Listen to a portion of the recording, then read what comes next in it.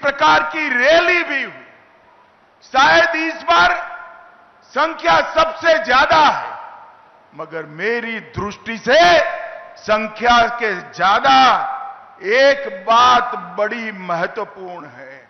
मेरे सामने 60,244 युवा बैठे हैं। मैं उनके सामने हिम्मत से कह रहा हूं, किसी को एक काने पाई की भी रिश्वत किसी को देनी नहीं पड़ी है। ये पारदर्शिता के साथ भर्ती हुई, ना खर्ची, ना पर्ची, सिफारिश से भी नहीं, जाति के आधार पर भी नहीं और भ्रष्टाचार से भी नहीं, योग्यता के आधार पर 48 लाख एप्लीकेशन में से आप सब आपकी योग्यता के आधार पर आए हैं। और मैं मानता हूं इससे बड़ी उपलब्धि किसी भी शासन के लिए कोई नहीं हो सकती है।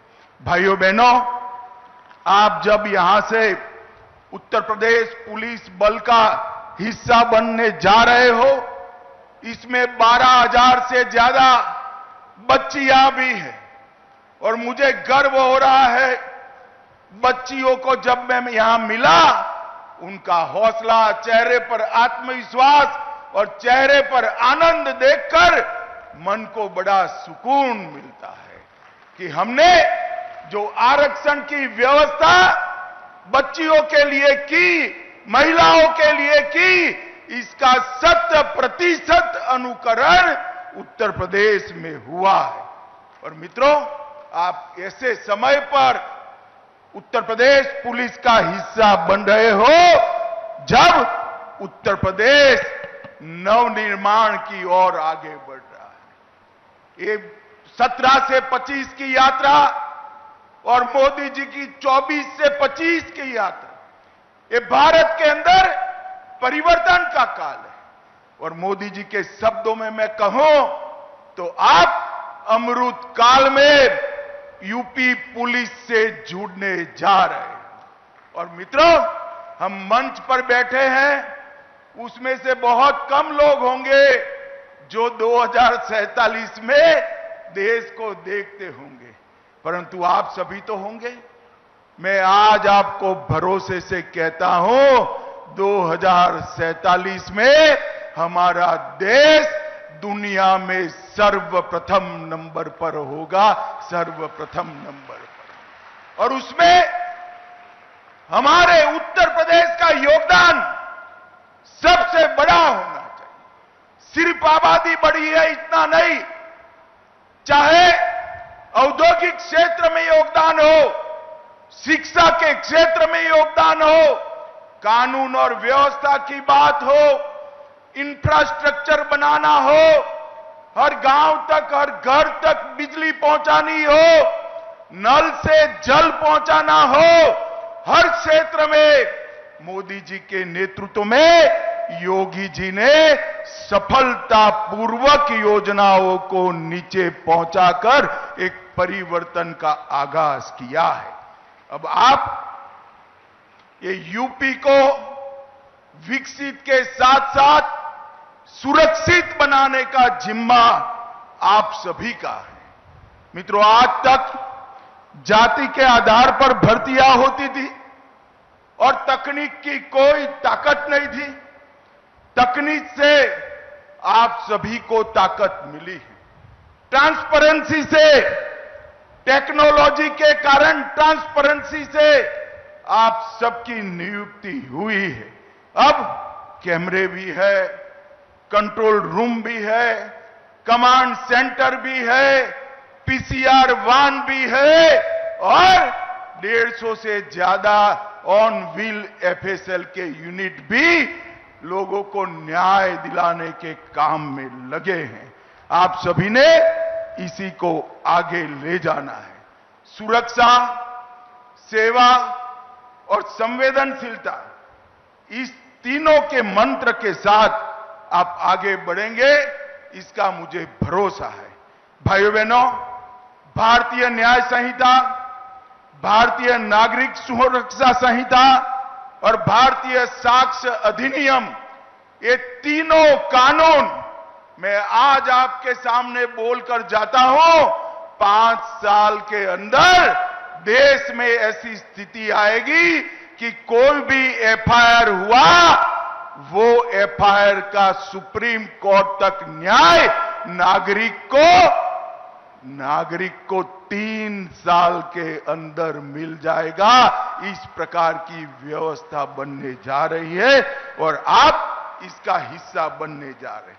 नफीस, सीसीटीएनएस, आईसीजेएस और फोरेंसिक साइंस की सारी सुविधाएं तकनीक के आधार पर को आगे बढ़ाने की व्यवस्था करनी है। आप जब यूपी पुलिस का हिस्सा बनने जा रहे हो, तब दंगों का गढ़ माने जाने वाला उत्तर प्रदेश दंगा मुक्त हो चुका है। ये परंपरा को आपने आगे बढ़ानी है। यहां पर न्याय का शासन हुआ है, गुंडों का फरमान नहीं चलता, अपराधियों को वीआईपी ट्रीटमेंट नहीं मिलती। ये सारी व्यवस्था को 60,000 युवा आप लोगों ने आगे बढ़ाना है। और मोदी जी ने 11 साल के अंदर जो देश को आगे बढ़ाने का काम किया है, उसको 47 के भारत की नींव डालने का काम मेरे सामने बैठे युवाओं ने करना है। इस 11 साल के अंदर 25 करोड़ लोग गरीबी रेखा के बाहर आए। 60 करोड़ लोगों को हर घर में गैस का सिलेंडर, शौचालय, नल से जल, बिजली, 5 किलो मुफ्त अनाज, 5 लाख तक का इलाज और हर किसान को 6,000 रुपया प्रति साल देने का काम नरेंद्र मोदी जी ने कर मोदी जी ने पिछड़े, दलित और आदिवासियों के जीवन में एक नया उजाला भरने का काम किया है।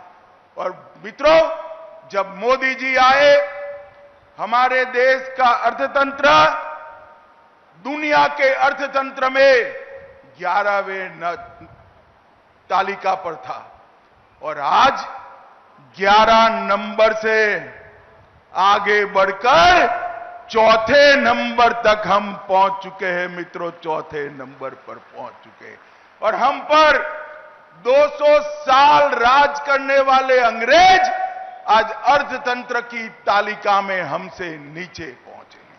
और आप युवाओं भरोसा लेकर जाइए, 2027 तक हमारा देश 3रे नंबर का अर्थतंत्र बन जाएगा, दुनिया में 3रे नंबर का अर्थतंत्र। हर युवा को मौका, नई शिक्षा नीति, रोड से जुड़े हुए शहर, 150 से ज्यादा एयरपोर्ट, 143 से ज्यादा शहरों में मेट्रो ट्रेन और युवाओं को कंप्यूटर से लैस कर देश को आगे ले जाने की पूरी कवायद नरेंद्र मोदी जी ने की है। और सबसे बड़ी बात है, मोदी जी के 11 साल में देश सुरक्षित हुआ है। ये देश के 11 राज्य में नक्सलवाद हुआ करता था, ये 11 साल में 11 राज्य में से नक्सलवाद अब 3 जिलों में बचा है। और मेरी बात याद रखना, 31/3/2026 को ये देश नक्सलवाद से मुक्त हो जाएगा। कांग्रेस के शासन में आए दिन आतंकवादी हमले होते थे। अहमदाबाद, दिल्ली, मुंबई, जयपुर, कोयम्बटूर और कश्मीर की तो बात ही न। मोदी जी के शासन के अंदर पाकिस्तान ने 3 बार प्रयास किया, उरी में किया, पुलवामा में किया और पहलगांव में किया। उरी में किया, सर्जिकल स्ट्राइक की, पुलवामा में किया, एयर स्ट्राइक की और पहलगांव में ऑपरेशन सिंदूर कर कर आतंकियों के मुख्यालय को चूर चूर कर दिया, जमीन में मिला दिया।